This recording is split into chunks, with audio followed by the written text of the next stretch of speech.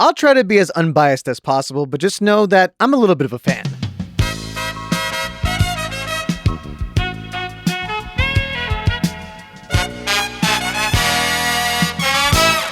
So I just watched Spider-Man Brand New Day, and I'll do my best to give you a spoiler-free review of this movie initially, because there is a lot in this movie I do want to discuss in the spoiler-heavy section, which will be later. If you somehow live under a rock, this movie stars Tom Holland as the titular Spider-Man, just being the friendly neighborhood Spider-Man for the last couple of years, and dealing with the fallout from the previous movie, No Way Home, which made everybody in the entire world forget who Peter Parker was, including the love of his life, MJ, played by Zendaya, and his best friend Ned, played by the CEO of Sex. Now, this movie is directed by Destin Daniel Cretton, who was the director of the movie Shang-Chi and the show Wonder Man, which I've heard is really good. I have not gotten the chance to watch it, but I've only heard good things. And one of my favorite things about Shang-Chi were the action scenes, especially that scene in the bus. It was one of the best action scenes in the MCU, period. And right off the bat, you can tell that he's directing this movie because the action scenes are incredible. You can totally tell that Spider-Man is physically present with us. I just love the way that his suit looked. It genuinely looked like a suit and not just this CGI conglomerate that we've been used to in the past MCU movies. In fact, the entire movie was shot so much better than the previous 3 MCU Spider-Man films. You can tell there was a lot of thought and care put into all of the different set pieces that they had. Like, yes, you can tell when some things are blatantly CGI, but they did a good blend of real stunts and CGI that made it feel very seamless. The MCU has been suffering from just putting themselves in like that big room with a bunch of LEDs or just a bunch of green screen rooms. But here, it felt like you were in New York. The last couple of Spider-Man films, Spider-Man is either legitimately not in New York City, or when he is in New York City, it's like not really New York. Like, you're not interacting with the people and you're not really seeing New York City. But here, it's like, no, we are in New York, baby. The Mets, Spider-Man. It's always been about the Mets. I think Tom Holland did a phenomenal job, which is really funny. I just kind of criticized him in the last review about the Odyssey. But here, I really like how he plays Peter Parker. He has to play a little bit more of a somber, sad version of this character that we kind of know in the comics, so seeing it being brought to life on screen was honestly a really nice touch. I don't want to go into any spoilers here, so I'm not going to say any specific names of characters, but just know that all of the other additional MCU characters all did a phenomenal job as well. They didn't overstay their welcome. I felt like they were there for the right amount of time and made sense in the narrative. It didn't just feel like they were shoehorned in. To an extent, I will talk about it more in the spoiler section, but just know that overall, the MCU requirement, like the legal requirement to have MCU characters, it didn't feel as obvious and forced as it did in previous films. But in general, I really did like the storyline that we're following for Peter Parker, because we are dealing with him having to just be alone and learning how to deal with that. Also, I really did enjoy the tone that this movie had. This felt the most like Peter Parker's quips. He was being funny in the way that I felt like Peter Parker Spider-Man would be funny, and it's less of a comedy like the previous couple films felt. It was a little bit more dramatic, and I was here for it. I didn't like cry or anything, but there were moments where I could tell like, I feel you. The movie does feel a tad bit long in my opinion. There's a couple different scenes that just feel longer than they have to be, and the overuse of flashbacks was also a little bit annoying. I feel like they think we as the audience is a little bit stupid. One other thing I didn't really love about this film was the score. I just didn't find myself really into the music at all. It wasn't like god awful or anything, but it didn't move me. There are some issues that I do have with this film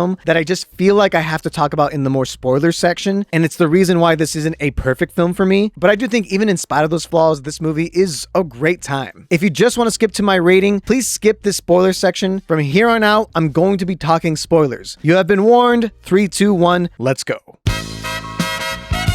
I love that mini montage at the beginning showing Spider-Man defeating a bunch of different villains and also referencing the comics. It was a cool way to show that he really is a friendly neighborhood Spider-Man while also simultaneously giving us a little bit of fan service, which was nice. Okay, so right off the bat, the big reveal is that the villain of this film is Jean Grey, which initially was like, how are they gonna do it? But I think it does work in this film pretty well. She helps portray the loneliness that Spider-Man is also going through. I don't know if I love this portrayal of telepathy. It felt very limiting because Jean Grey does a little bit more than just control people's minds. It made it seem like that's like her only power. So if people are going to be watching other movies going forward with Jean Grey, it might just be confusing when she starts doing other things. Also, I just love Tramell Tillman. Put him in everything, please. He's awesome. He does his job as like the twist villain very effectively, and you can kind of see where he's coming from. It is a good setup to the X-Men that are definitely coming soon. I like John Bernthal's Punisher. I do find him a little bit one note, like he does it well. What can I say? There are a lot of really nice moments with the Punisher that I just wasn't expecting to have. Yelena from the New Avengers is in this. I'm glad that somebody from the New Avengers was in this because it's really weird that all this stuff is happening in New York and it's just like, yo, what are the Avengers doing? And it makes sense. It's like, oh, this is small potato stuff, so like that's not what we deal with. But I don't know, man. There's a person that can like teleport through minds. That seems like it's like your ballroom. Bruce Banner's also in this to help Spider-Man with dealing with his new powers that he's getting, because he's getting like angrier and stronger and webs out of his hands, which is like nasty. And while I really did love the Hulk fight scene overall, it feels like they go back and forth with the Hulk, and I kind of want some resolution on the Hulk and how he's dealing with what he is, right? It works for this film, and in a vacuum, it's really cool. But if you're like paying attention to the overall MCU, I just don't feel like they're handling the Hulk that well. Also, if you like take a step back for like 5 seconds, it's a little bit convoluted how we get to this twist villain of Tremel Tillman, because all Jean Grey had to do is just trust Spider-Man, especially after she like rummaged through his apartment and got to know everything about him. You realize, hey, this guy's like a stand-up dude, so maybe I should stop messing with him and just tell him why I'm doing this, and he would understand. It's one of those things where the entire plot falls apart when you think about the fact that like, why wouldn't Jean Grey just talk to our friendly neighborhood Spider-Man? It may sound nitpicky, but it's just like a really strange choice for a character to just come off so evil until she wasn't. I'm not a fan of characters that are misunderstood only because the writers chose to make them misunderstood. This is Spider-Man. He's willing to understand. And you can't make the excuse like, oh, she doesn't know that Spider-Man's a good dude. Spider-Man is like the most popular person in this New York. Not like in real life. Like in real life, yes, Spider-Man is super popular, but like in this movie, everybody loves Spider-Man. So like, it's not that deep and it works to drive the plot forward. It just felt a little messy when you think about it. I also didn't love Spider-Man's over-reliance on tech, which made him feel a little bit more like Iron Man still. Don't get me wrong, I know Spider-Man is a very smart guy in the comics and he could make all the tech himself, but he wouldn't need like this AI assistance thing, which felt a little too Tony Starky. And I was hoping he'd be a little bit more grounded in this film. In the final fight sequence against the Hand, there was a point where it looks really cool and I was like, wow, this looks really cool. And then Spider-Man says, this is pretty cool. Initially, when I was watching that in theaters, I thought to myself and said, why'd you say that, man? But Spider-Man would say something like that, but it'd be more subtle. Like it'd be like this insanely cool comic panel and then this tiny little talking bubble like, whoa, that's cool. But it wouldn't be like its own separate panel, which is basically what they did in this film, where they cut to Spider-Man saying, whoa, that's really cool. I don't know, I just found that really annoying.